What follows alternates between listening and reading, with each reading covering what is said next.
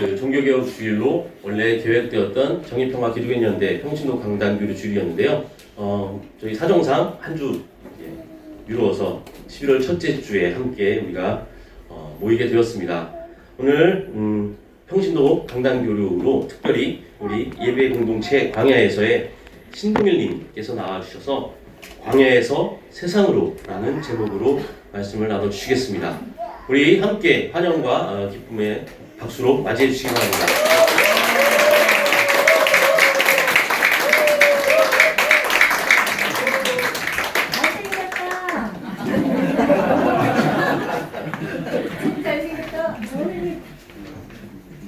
너무 당연한 얘기를 공감하지 않습니다. 안녕하십니까? 방금 소개받은 광해에서 신동일입니다.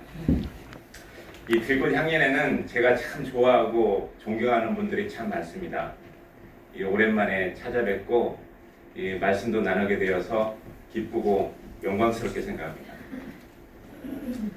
지난 8월이었던가요? 그 세종호텔 거리기도회에서 여러분 참 많이 배웠었고요. 세종대왕 이름으로 그 주명건을 꾸짖었던 우리 김기용 선생님 오늘 안 오셨네요. 그다음에 광계스님의 기도, 그다음에 들꽃 교우님들의 특성, 그다음에 우리 박재영 목사님의 설교도 기억나지만 이 들꽃 향연 그 깃발이 올랐을 때는 내가 왜 이럴까 싶을 정도로 이 가슴이 뭉클했었습니다. 그리고 우리 너무나 사랑하는 우리 광야에서 본님들, 이 촉촉이 가을비 내릴 때는 어딘가 좀 멀리 떠나고 싶기도 한데 오늘 이곳으로 많이 떠나오셨네요. 늘 함께 해주시고 힘이 되어주셔서 다시 감사드립니다. 오늘 말씀 제목으로는 광야에서 세상으로 라고 정해봤습니다. 예배 공동체 광야에서 새롭게 신앙의 모험을 하면서 제가 느꼈던 점, 우리가 같이 느꼈던 점을 나누고자 합니다. 전공 김재준 목사님은 하나님만 믿고 모험하라고 설파했습니다만 두려움의 바다를 건너야 하는 모험은 쉽지 않습니다. 먼저 그림 하나를 함께 보시겠습니다. 렘브란트의 하나님이라는 책에서 많이 참조를 했는데요. 렘브란트의 1633년 작품 갈릴리 호수 폭풍 속의 그리스도입니다. 이 그림은 1990년 보스턴 한 미술관에서 도난되었고 아직까지 그 도둑의 신원과 그 작품의 행방이 미스테리로 남아있어 더 유명해진 작품입니다. 그림을 보시면 하며 떠오르는 성서 내용이 있으실 겁니다. 예수님과 제자들이 탄 배가 바다와 같은 갈릴리 호수 가운데 접어들자 광풍이 몰아치고 산더미같이 치솟은 파도가 배에 덮쳐 배는 곧 가라앉을 것만 같습니다. 몇몇은 필사적으로 돛을 붙잡고 있고 한 제자는 예수의 어깨에 손을 올려 흔들어 깨우고 있습니다. 우리가 이 배에 타고 있었다면 우리는 어떻게 하고 있었을까요? 마가복음 4장을 묘사한 이 그림에서 렘브란트가 말하고 싶은 것은 무엇이었을까요? 다들 자기들이 깨어 있어야 함을 생각하지 않고 예수 그리스도를 흔들어 깨우려 한다. 그리스도께서 언제 잠드신 적이 있는가?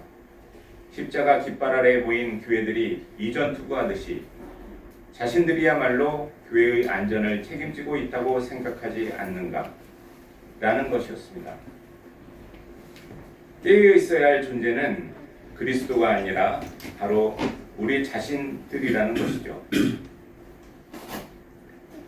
2019년 11월 향림교회를 떠나 광야에서 창립총회를 연지 꼬박 4년의 세월이 지났는데요. 제 신앙이 흔들릴 때마다 꽉 붙잡았던 말씀이기도 합니다. 어쩌면 크리스찬이 교회를 떠난다는 것은 바다 폭풍 속 이력 편주의 처지, 산더미 같은 파도에 곧 가라앉을 것만 같은 신앙의 위기라 할 수 있습니다. 위기에 주저앉지 않고 새로운 모험을 시작하는 것이 가능할까? 우리가 직면한 현실은 곧 배에 집어삼킬 것 같은 폭풍우 앞에서 우리가 살 수 있을까 하는 두려움에 예수를 깨우는 제자들의 신앙의 위기와 같은 것이었다고 생각합니다. 오늘은 평신도 강단 교류 시간이니만큼 저희 모임에 대해서도 진솔하게 말씀 나누고자 합니다. 모쪼록 저희를 알고 이해하는 데 도움이 되어서 저기 무지개조 다음에는 광야에서와 함께 하겠습니다 라고 써있기를 소망해 봅니다. 들꽃도 분가의 고통이 있었죠. 그 아픔이 작지 않았음을 잘 알고 있어서 서로에게 마음이 열리고 위로 나눌 수 있기를 소망합니다.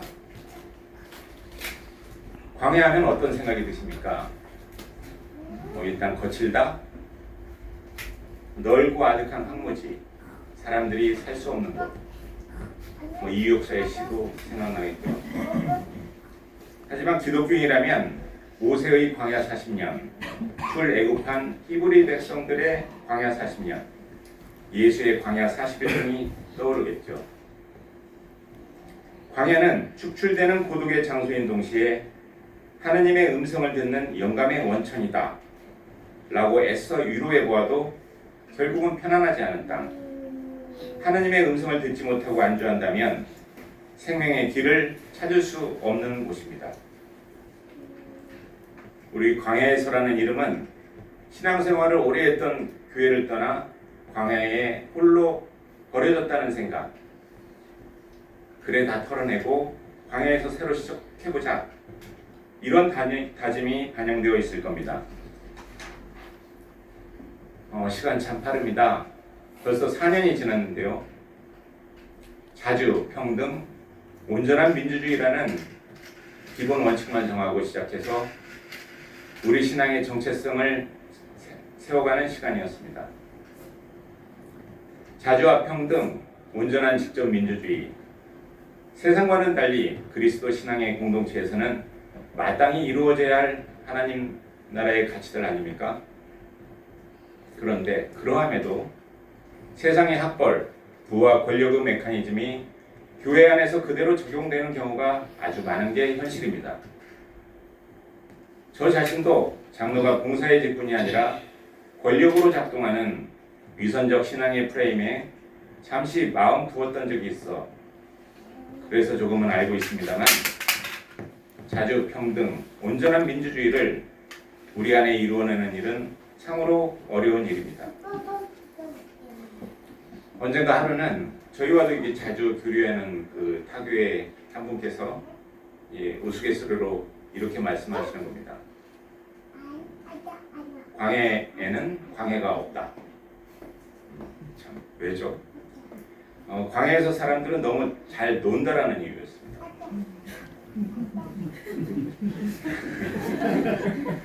그래서 저는 어릴 적 동네 친구들과 놀 때의 기억을 떠올렸습니다.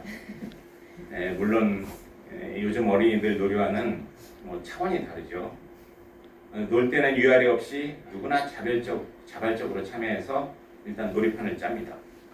골목이면 골목, 뒷산이면 뒷산, 이 주위 공간에 이렇게 맞게끔 그런 기억들이 우리 문장로님이나 윤영수 장로님은 있을 것 같은데, 걸레로 공을 만들어서 놀기도 하고 시멘트 포대로 썰매를 만들어 탔던 경험도 있습니다.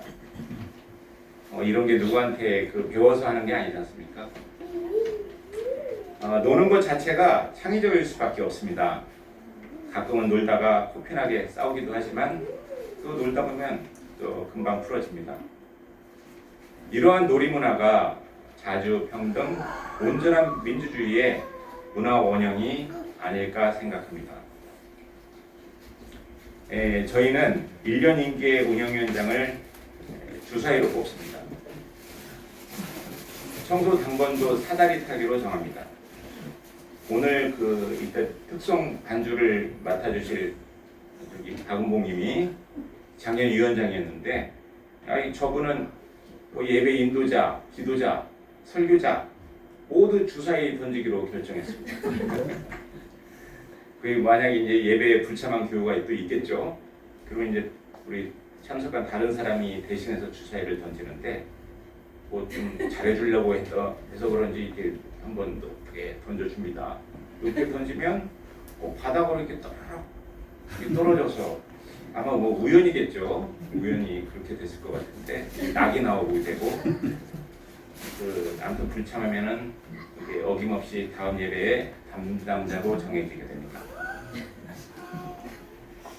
예배는 실내에서 드리는 아크로 예배, 현장 예배, 걷기 예배 등 다양한 형태로 진행했습니다. 처음에는 예배처도 없고 예산도 부족하고 해서 우리가 서 있는 바로 여기에서 하느님을 만난다는 뜻으로 걷기 예배를 시작했는데 때로는 따사로운 햇살 속에서 때로는 시원한 바람과 낙엽 속에서 드리는 예배는 늘 은혜로웠습니다. 지금까지 바쁘다고 미뤄왔던 일들, 하고 싶었던 일들이 있으면 제안해서 같이 합니다. 캠핑도 가고 춤도 추고요. 현재 운영위원장이 우리 저기 김진님인데 저분은 누가 이제 하고 싶은 일이 있다 이렇게 아이디어를 내면 딱 한마디 합니다. 뭐라고 하죠? 제출해. 계획서 제출해. 저희도 일명 이 목회실이 있고요. 목회실 두 분은 종신입니다. 그 예배 챙기면 물론 광야에서의 모든 콘텐츠를 담당하고 계시는 홍태영님, 사회연대를 담당하고 있는 김진철님은 이 본인들 의사하고 관계없이 저희가 이제 종신으로 모시고 있습니다. 그래서 이게 가능한 한 사회연대 현장 참여를 많이 하려고 애쓰고 있는데 현실은 또 직장 다니고 하고 보니까 그렇게 생각만큼 많이 하고 있지는 못한 것 같습니다. 또 광야에서 교우들은 잘 먹습니다. 잘 먹을 수밖에 없는 게 한식 조리사 자격증 있는 남성 교우가 3분이나 되어서 언제나 식탁이 푸짐합니다. 지난주에 오셨던 이예린님, 박목사님 괜찮으시죠? 저희 예배는 2시니까요. 여기 들꽃 예배 끝나고 언제든 또 오시면 저희가 환대하겠습니다. 코로나 기간 동안엔 하나바 TV를 다 함께 만들었습니다. 하나바는 하느님 나라 바로 여기라는 의미입니다. 지금은 미국에 가 있는 이욱정 목사가 정리한 묵상 말씀을 저희 편집부가 유튜브 콘텐츠로 제작했는데 교우들이 모두 녹음에 참여했습니다. 지금도 매일 아침 교우들의 목소리로 하루를 시작합니다. 그동안 광야에서의 신앙의 모험은 자주, 평등, 온전한 민주주의라는 하나님 나라의 가치를 우리 안에서 어떻게 실현해 나갈 수 있을까 하는 다양한 시험이었고 저희는 아직 길 위에 있습니다. 광야에서는 이중적 의미가 있습니다. 광야 안에서의 공동체 생활 의미도 있지만 광야로부터 세상으로 나아간 프롬 광야의 의미도 있습니다. 광야 안에서의 작은 공동체를 넘어 누구도 타자화시키지 않고 밀어내지 않는 세상을 꿈꾸는 것이기도 합니다. 때론 성문 빗장을 걸고 성 안에 안주하듯이 교회가 세상과 담을 쌓듯이 저희도 예배 공동체 광야에서 종교와 교회의 종언을 관망하면서 소소한 즐거움과 행복을 누려보려는 유혹도 많습니다. 요즘 보면 광야보다 세상이 더 험악하지 않습니까? 광야에서 세상으로 예수의 길, 십자가의 길입니다. 세례 요한과 예수는 다른 점이 있습니다. 아니 예수는 대전환을 일으켰다고 해야겠죠. 세례 요한이 금방이라도 올 것만 같은 세상의 종말을 예언하고 광야로 사람들을 불러 모아 죄의 용서에 이르는 회개의 세례를 베풀었다면 예수는 광야에서 세상을 향해 나아가 복음을 외쳤습니다. 하나님 나라가 가까이 왔다. 회개하고 복음을 믿어라. 예수는 언제나 과부, 안진뱅이, 눈먼 사람, 세상에서 가장 낮은 곳에 있는 사람들, 고난받는 이들을 일으키고 주체로 올곧게 세워 바로 여기에 하나님 나라의 문을 열었고, 그 복음의 길에는 인생을 행복하게, 참 인생을 사는 비결이 담겨 있습니다.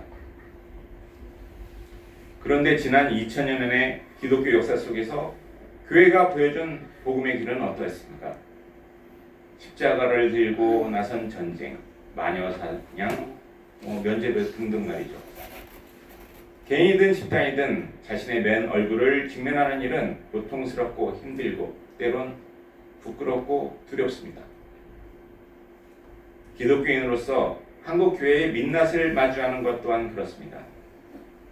유럽 사회에서는 이미 사라진 구시대의 유문들, 천국의 티켓을 그대로 만날 수 있는 곳이 바로 한국 교회이기 때문입니다.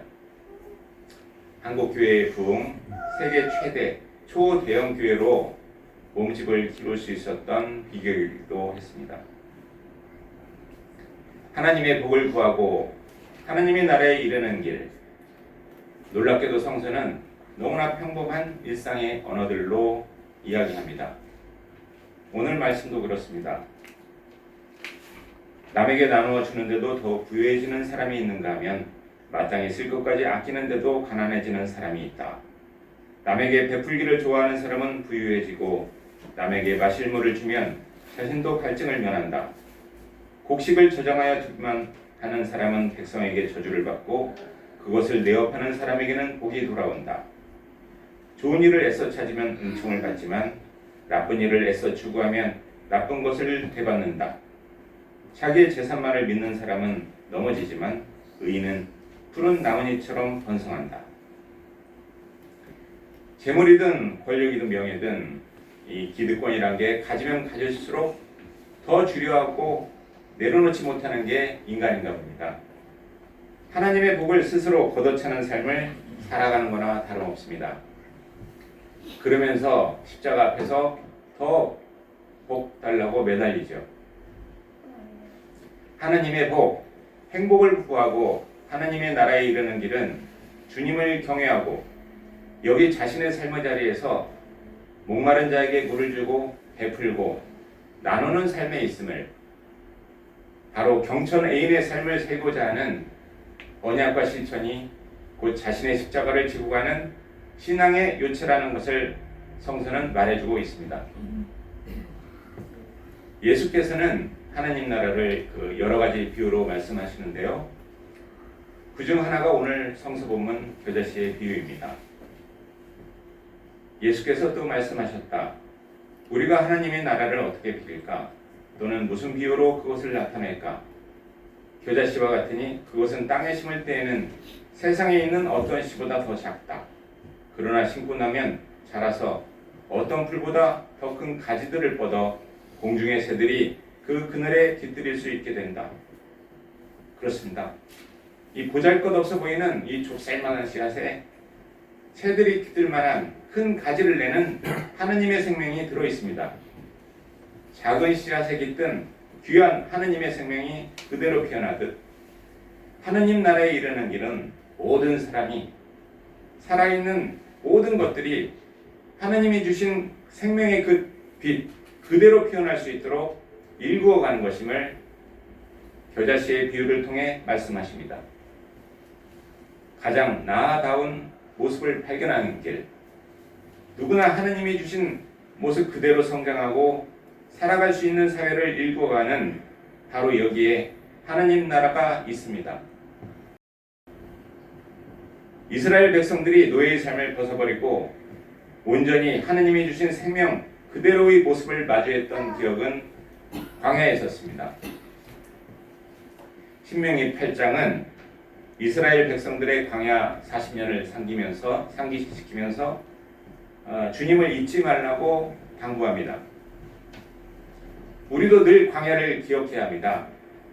광야를 기억한다는 것은 우리는 모두 하느님 앞에 부족하다는 것, 교만하지 않아야 함을, 겸손함으로 누구도 밀어내지 않고 오히려 다가서며 저 보잘것없고 작은 겨자씨에도 하나님의 생명이 깃들어 있음을 깨닫는 것이 아닐까 합니다. 겨자씨와 같은 생명의 힘으로 자신을 억압하는 사회적 굴레에서 하느님의 자녀로 다시 태어나는 삶을 살아가는 것, 가슴 뛰고 설레는 기쁜 일이고 행복의 비결일 것입니다. 그러한 삶을 살아갈 때 바로 여기 하느님의 복이 넘치는 하느님 나라일 것입니다. 고난 속에서도 희망의 웃음을 잃지 않는 하느님의 복된 에너지를 나눌 수 있는 우리가 되길 바랍니다. 겨자씨와 같은 생명의 힘으로 광야에서 세상으로 나아가 고난받는 이웃과 함께하는 예수의 길, 그 길을 따르는 우리 되기를 바라며 잠시 눈을 감고 묵상하겠습니다.